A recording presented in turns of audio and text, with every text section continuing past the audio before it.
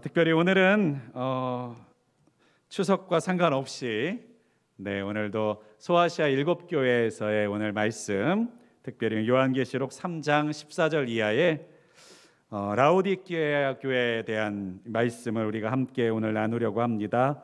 제목은 떡 줄 사람은 생각도 않는데 김칫국부터 마신다. 떡 줄 사람은 생각도 않는데 김칫국부터 마신다. 우리가 보통 줄여서 김칫국을 마신다라고 하는 표현을 쓰기도 하죠. 그렇습니다. 이 속담이 명절하고도 연결이 되는 것 같아요.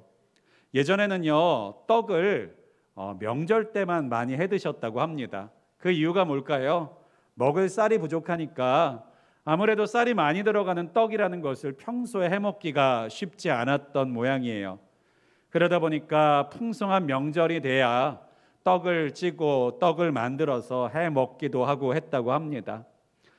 그러다 보면요, 한번 떡을 하면 또 예전 우리 과거의 조상들은 그 떡을 하고 맛있는 음식을 하면 우리끼리만 딱 먹는 게 아니라 이웃들에게도 나눠주고 그러지 않았겠습니까?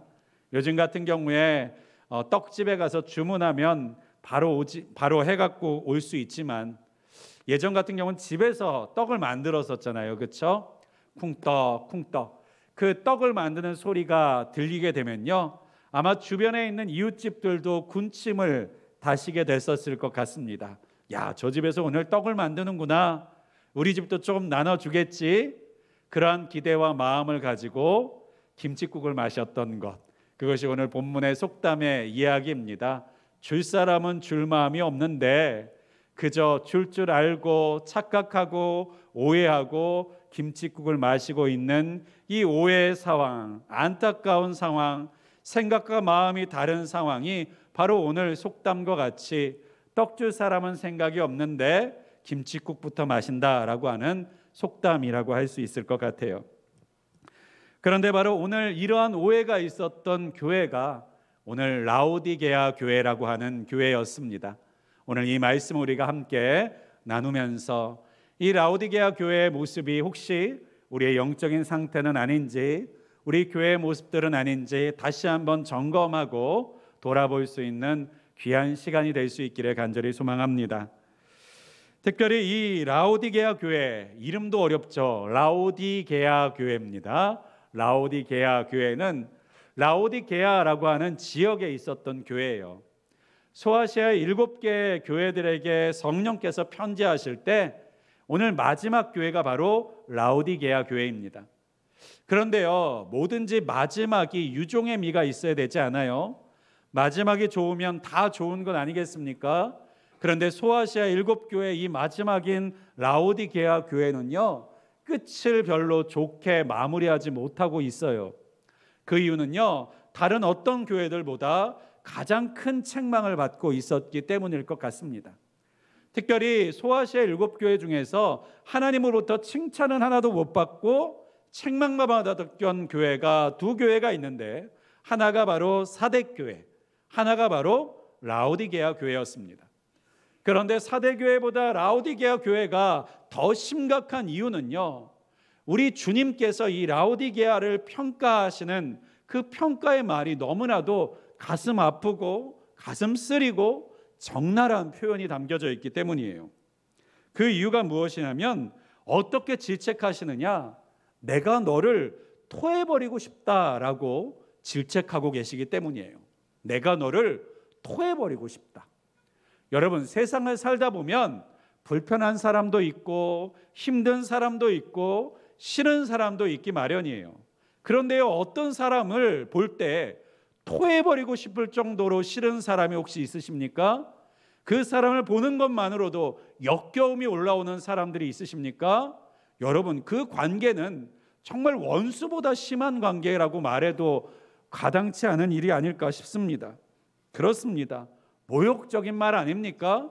그 사람하고 다시는 보고 싶지 않다는 말과 다를 바 없는 말이 아닙니까? 그 사람을 보면서 너 토하고 싶다, 너를 토해버리고 싶다라고 하는 말.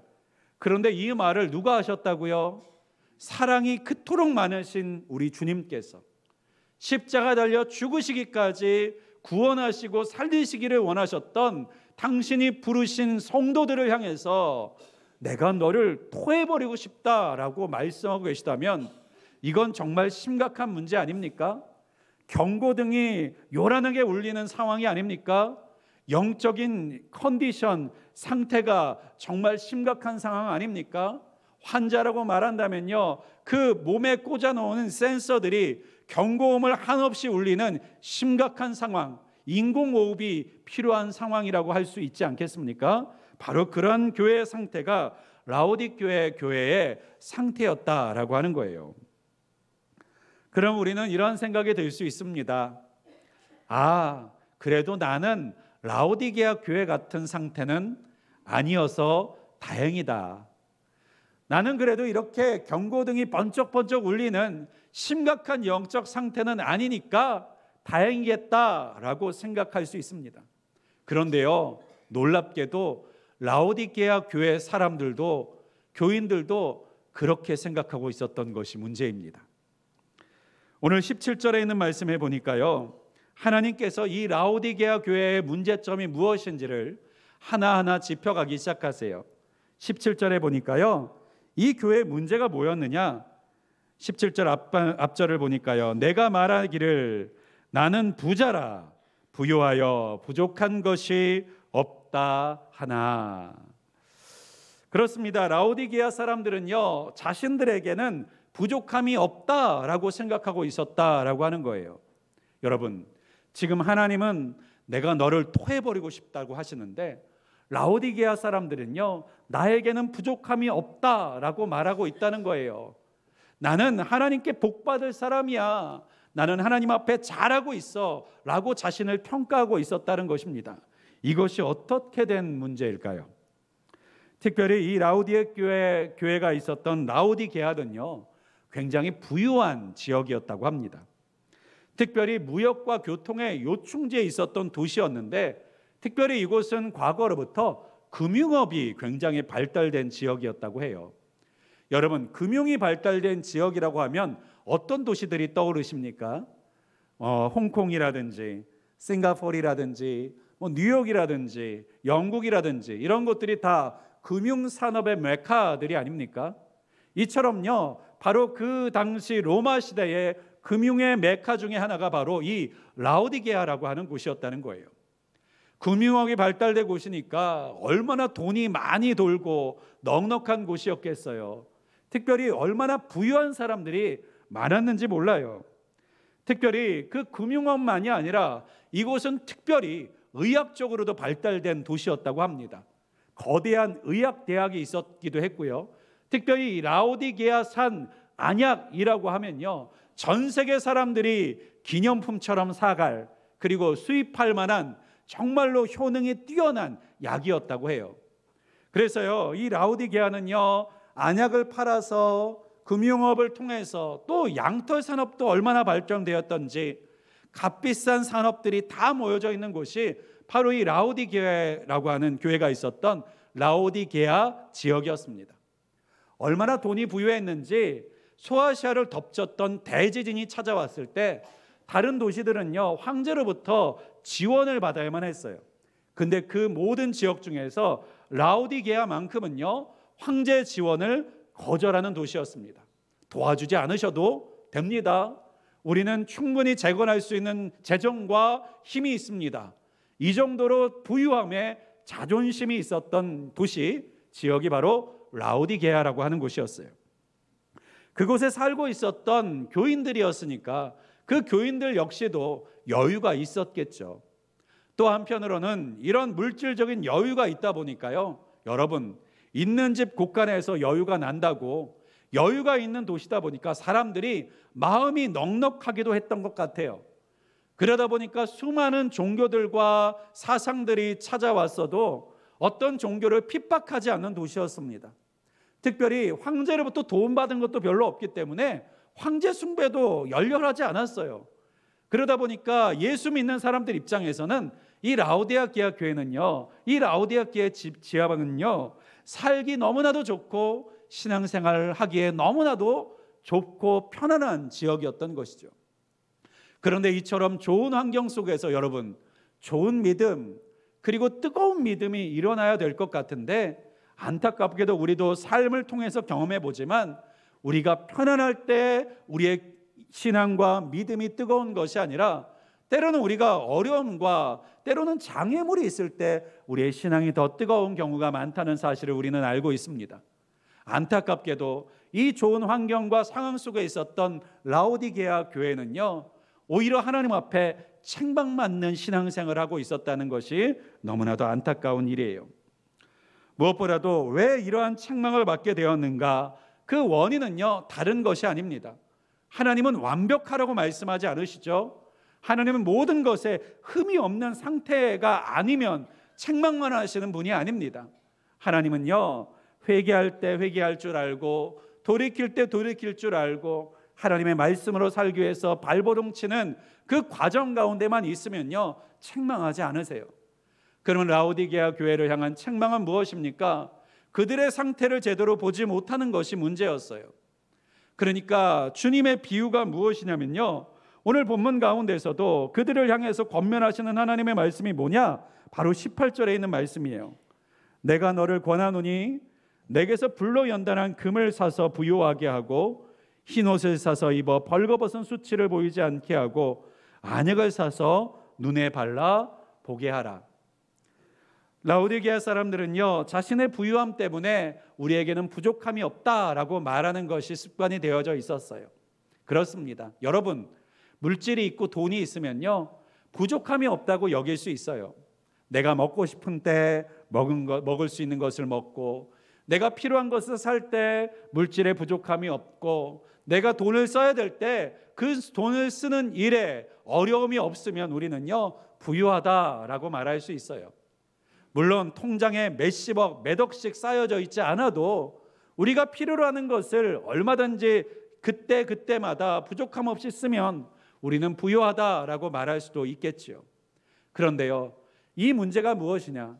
물질적인 부족함이 있었던 것을 채우는 것이 문제가 아니라 하나님 보시기에 그들의 영적인 부분이 부족함에도 불구하고 그들은 그 영적인 부분들을 채워 나아갈 생각이 없어 보였기 때문에 하나님께서 책망하셨다라고 하는 것입니다. 그렇습니다, 여러분. 라오디게아 교회는요, 물질적인 면에서는 걱정이 없었던 것 같아요. 물론 그 가운데서도 왜 어려운 사람들이 없겠습니까마는 그럼에도 불구하고 부유함 속에서 그 자신들이 가지고 있는 것들을 누리며 살아가는 일에 충분했고, 또 신앙생활하는 가운데서도 이 정도 주셨으면 축복받았지, 감사하지라는 생각 속에서 살아가고 있었던 것 같아요. 그런데 하나님의 진단은 무엇입니까? 그들은 가난하다는 것입니다. 그들은 옷이 없는 거지와 같다라고 하는 것입니다. 그들은요, 아무것도 쌓아놓은 것이 없는 사람이라고 하나님께서 평가하고 계셨다라고 하는 거예요. 왜 그렇습니까? 그들은요, 이 땅 가운데서 쓸 것에 대한 관심은 컸고, 이 땅 가운데서 가지고 있는 소유에 대해서는 넉넉함을 확인했지만 하나님 앞에 서야 될 준비를 하지 않고 살아가는 육적인, 영적이지 못한 사람들이었다라고 하는 거예요. 여러분, 우리가 이 세상을 살아갈 때 돈만큼 필요한 것이 어디 있겠습니까? 건강도 필요하고 관계도 필요하지만 여러분, 물질도 없어서는 안 되는 것이에요. 그런데 우리가 이 땅 가운데서 누리고 소유하는 물질은요, 유효기간이 있습니다. 유효기간이라는 것이 있어요. 언제가 유효기간입니까? 우리가 이 땅을 떠나면 우리의 물질은 더 이상 우리에게 아무런 의미도 아무런 힘도 아무런 능력도 되지 못한다는 거예요. 특별히 성경에는 불 가운데 남는 것이 있어야 된다고 예수님께서 말씀하고 계시는데요, 이 불이 무엇입니까? 하나님의 심판이죠. 하나님의 심판대 앞에 섰을 때 너희 손에 남아있는 것이 무엇이냐라고 물어보시는 분이 바로 우리 하나님, 우리 주님이시라고 우리 성경께서는 말씀하고 계시는 거예요. 그러니까 여러분, 우리의 인생 속에서 이 땅을 잘 살아가는 것도 정말 중요하지만 우리가 하나님 앞에 설 때, 하나님의 심판대 앞에 설 때 우리가 하나님 앞에 무엇을 보여드릴 수 있는지가 중요하다는 사실을 꼭 믿으실 수 있기를 간절히 소망합니다. 여러분, 우리가 이 땅 가운데서 가지고 있는 모든 것들은요, 하나님 앞에 가지고 나아갈 수 없는 것들이 참 많아요. 예전에 교회에서 달란트 잔치라는 것을 합니다. 우리 늘빛교회 꿈쟁이 학교도 달란트 시장이라는 것을, 달란트 잔치라는 것을 하죠. 그때를 위해서 우리 아이들이요, 달란트라는 것을 교회 생활하면서 많이 모아내요. 그런데 여러분, 그 아이들이 열심히 모은 달란트를요, 언제 써야 합니까? 달란트 잔치 때 다 써야 돼요. 그런데 만약 여러분, 달란트 잔치 때 쓰지 않은 달란트들은 어떻게 될까요? 누적돼서 다음 달란트 때 쓸 수 있을까요? 보통 그렇게 하지 않습니다. 그때까지 다 못 썼으면 그 달란트는 뭐가 되는 거예요? 종이가 되는 겁니다. 쓰레기가 되는 겁니다. 아무 쓸데없는 종이짝이 되어져 버리는 거예요. 그렇습니다. 우리가 하나님 앞에서도 우리의 인생과 삶을 살아갈 때 없어서는 안 되는 귀중하고 소중하고 필요한 것들이 있지만 우리가 그것을 언제까지 쓸 수 있는지를 생각하면서 살아야 되는 지혜가 있어야 된다는 사실이에요. 예전에 제가 있었던 교회에서 한 집사님이 꿈을 꿨는데요, 이러한 꿈을 꾸셨어요. 특별히 그 집사님은요, 돌을 굉장히 좋아하시는 분이었어요. 수석을 굉장히 아끼고 수집하시는 분이었습니다. 수석도요, 이 모양들이 굉장히 다양하고 아름다운 것들이 참 많더라고요. 근데 그 수석들을 그냥 두는 게 아니라요, 기름을 바르고요, 뭘 발라가지고 어쩜 그렇게 반질반질하게 예쁘게 닦아 놓는지, 또 그것만이 아니라 좋은 받침대들을 만드셔가지고요, 그 돌들을 아름답게 치장하고 장식하는 것이 이분의 낙이었던 분이었어요.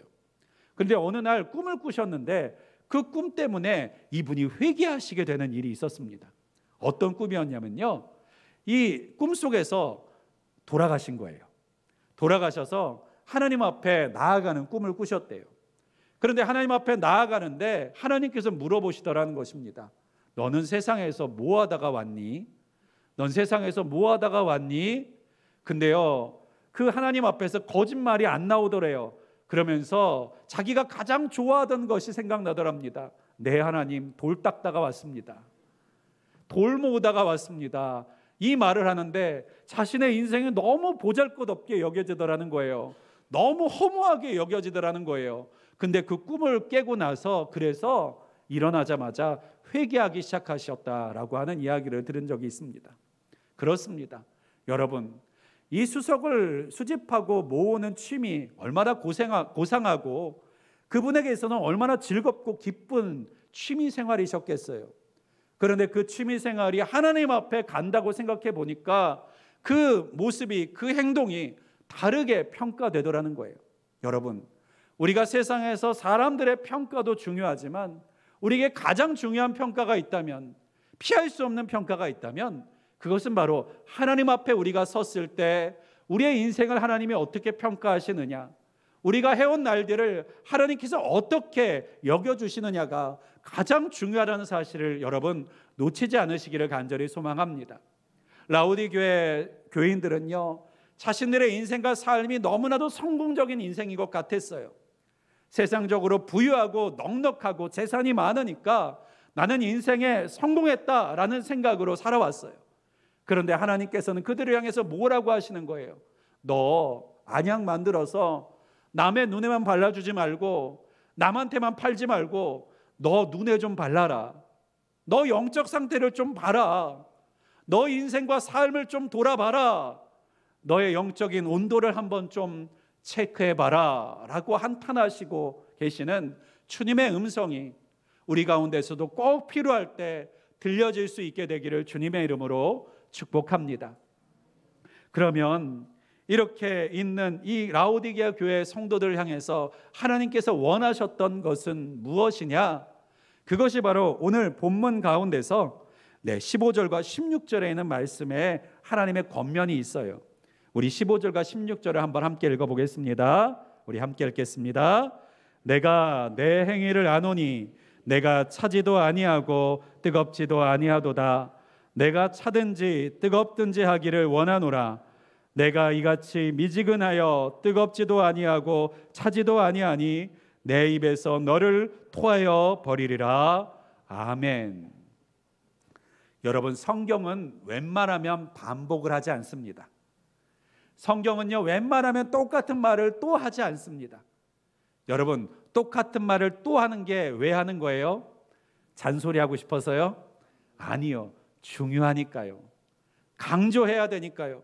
오늘 본문의 15절과 16절에도요 반복되는 표현이 있습니다. 내가 차지도 아니하고 뜨겁지도 아니하다를 자그마치 3번이나 지금 말하고 있어요. 너 뜨겁지도 않고 너 차지도 않아, 너 미지근해 라고 말씀하고 있어요. 여러분, 이것에 대한 우리가 배경을 좀 이해해야 합니다. 이 라오디게아는요 굉장히 부유한 도시였지만 한 가지가 부족한 것이 있었습니다. 그것은 바로 생활용수가 부족했다고 해요. 그래서 돈이 많은 도시니까요 다른 도시에서 물을 끌어다가 썼습니다. 뜨거운 물은요 이 라오디게아로부터 약 10km 정도 떨어져 있는 히에라폴리스라고 하는 온천으로 유명한 지역이 있었는데요, 그 온천물을 돌로 만든 수로로 끌어다가 이 도시에서 썼다고 해요. 차가운 물은요 그 근처에서 골로세라고 하는 도시에서요 또 수로를 만들어서 얼음장같이 차가운 시원한 물들을 공급받아서 썼다고 합니다. 그런데 여러분, 이 거리가 10km나 되잖아요, 그렇죠? 그곳을요 아무리 수로를 만들어서 물을 끌어다 온다고 해도요 그 뜨거운 물과 차가운 물을 그 거리를 지나서 도시에 도착하게 되면 이 물들이 어떻게 되겠습니까? 온천의 뜨거운 물도 미지근해질 것이고요, 그리고 얼음장같이 차가웠던 물도요 이 도시에 도착하면 뜨뜻미지근한 물이 돼서 사용하는 사람들은요 항상 미지근한 물을 쓸 수밖에 없었던 거예요.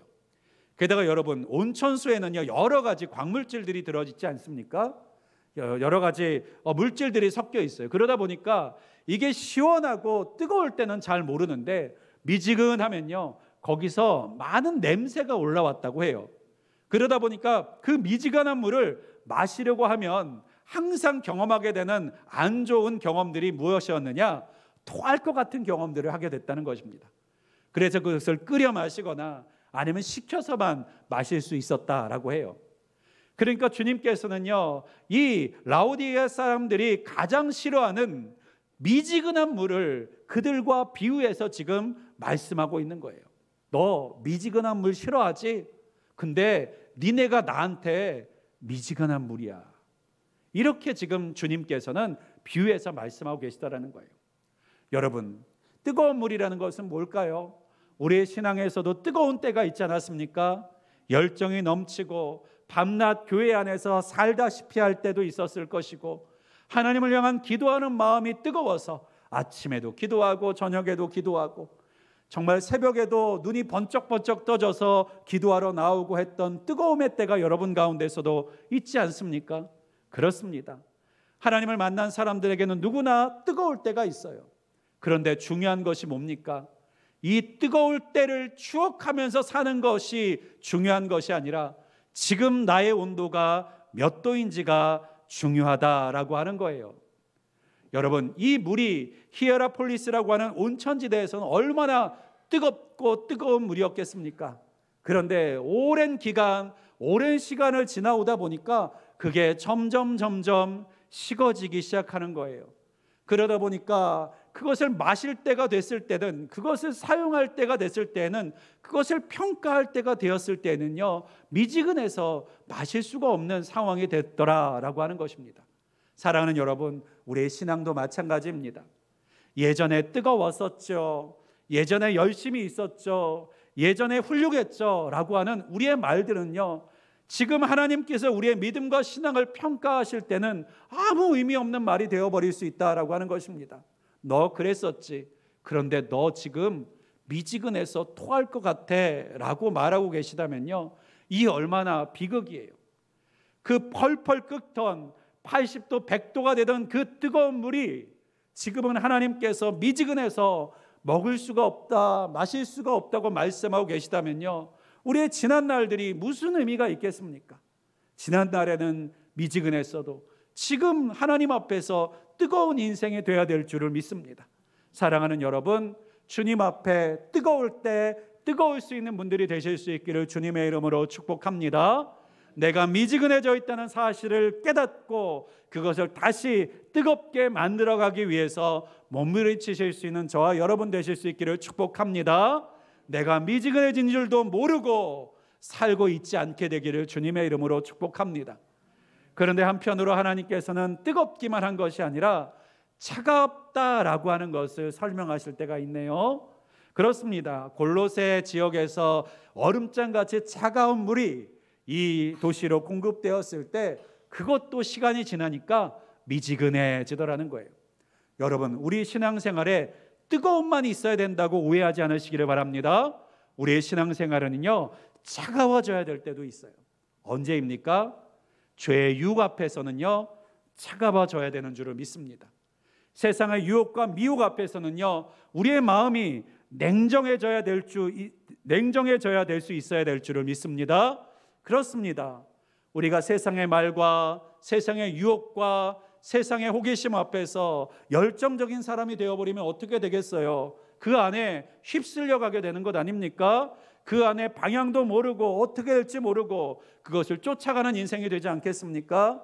때로는 우리는요, 그래서 그런 말이 있잖아요. 가슴은 뜨겁게, 머리는 차갑게. 그렇습니다.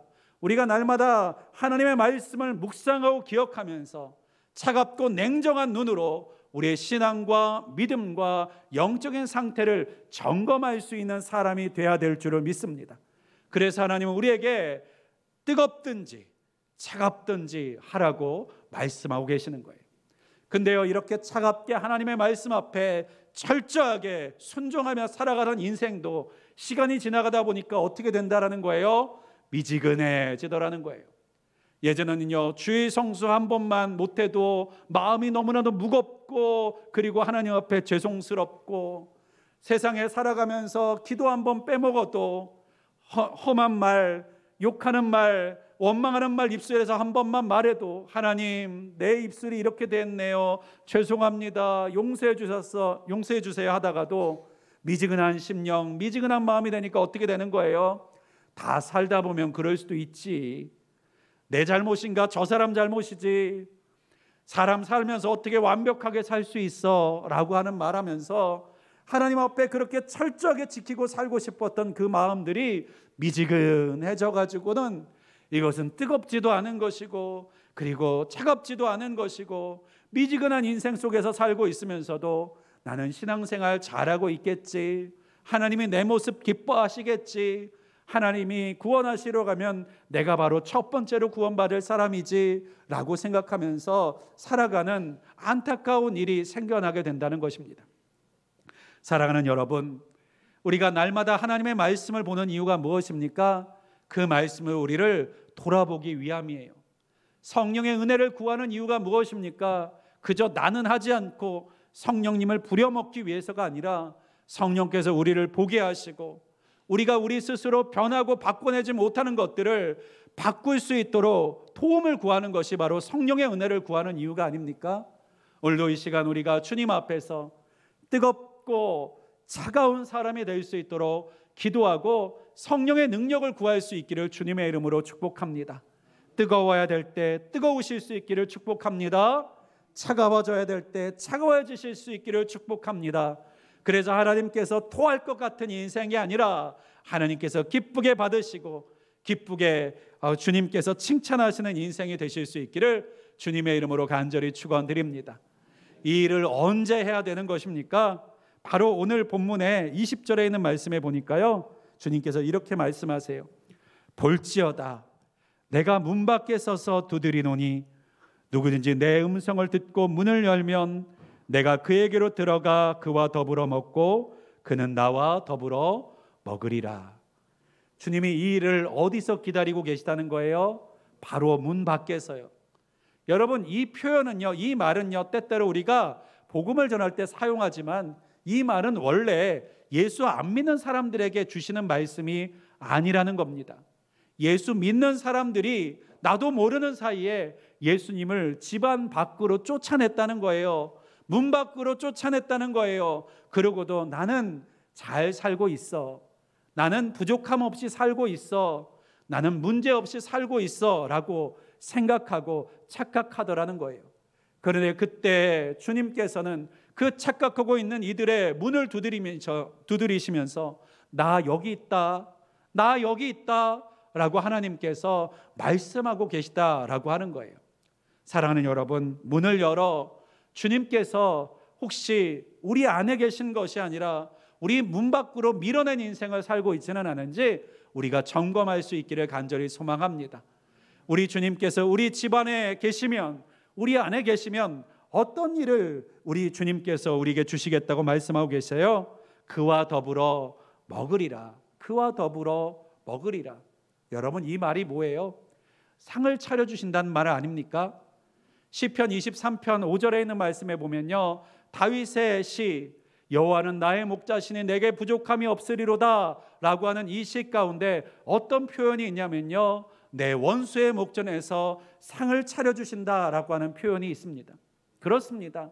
주님은 우리를 위해서 상을 차려주시는 분이에요. 우리가 아무리 죄악 가운데, 허물 가운데 하나님을 멀리 떠나 방황하고 돌아왔을지라도요, 그 아들이 돌아오면, 딸이 돌아오면요, 상을 차려주시면서 너 배고팠지? 이거 먹어라. 너 힘들었지? 이거 먹고 위로받아라 라고 하시는 분이라는 사실을 여러분 꼭 기억하시기를 간절히 소망합니다. 우리가 추석 때 부모님의 집을 찾아가고 고향에 찾아가면 우리가 누리게 되는 것들이 무엇입니까? 너 삶 살면서 고생하고 힘들었지? 밥이라도 따뜻한 밥 하나 먹고 돌아가라.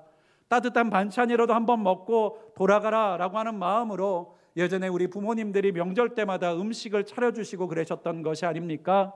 오늘도 하나님께서는 우리를 향해서 눈이 보이지 않아 우리의 영적인 상태, 우리의 초라한 상태를 보지 못하는 우리에게 눈을 열어 너의 상태를 좀 봐라. 그리고 뜨겁든지 차갑든지 하게 되어라. 그리고 내가 문을 지금도 그렇게 만들기 위해서 두드리고 있으니 문을 열어서 내가 차려놓은 밥상, 내가 차려놓은 성령의 충만함, 내가 너에게 주고 싶었던 그 성령의 은사들을 좀 누리면서 먹으면서 좀 살아라 라고 말씀하시는 주님의 음성을 듣게 되기를 주님의 이름으로 간절히 축원드립니다. 그러한 인생, 그러한 삶을 사시는 우리 모두가 되시기를 주님의 이름으로 축복합니다. 기도하겠습니다. 전능하시고 분명히 살아계신 하나님 감사합니다. 우리가 세상의 명절 가운데서도 사랑과 풍요로움을 경험하면서 살 때가 있지만 우리 주님께서는 언제나 주님을 만나러 나오는 주의 백성들에게, 주님을 찾는 주의 자녀들에게 상을 차려주시고 우리의 부족함 가운데 위로와 새 힘을 부어주시는 하나님이신 줄을 믿습니다. 오늘의 라오디게아 교회도 하나님께서 책망하시는 것은 그들을 버리시는 것이 아니라 그들을 다시 먹이시려고, 그들을 다시 살리시려고, 그들을 다시 뜨겁고 차가워서 하나님께서 받으실 만한 존재가 되게 만드시려고 이 말씀을 주신 줄을 믿습니다. 오늘의 이 말씀이 성령이 교회들에게 하시는 말씀과 같이 우리의 마음에도, 우리의 귀에도, 우리의 삶에도 들리게 하여 주셔서 우리가 주님 앞에 뜨거워야 될 때 뜨거운 사람, 죄 앞에 차가워야 될 때 차가워질 수 있는 사람으로 살아갈 수 있게 하여 주시옵소서. 예수 그리스도의 이름으로 간절히 기도하였습니다. 아멘.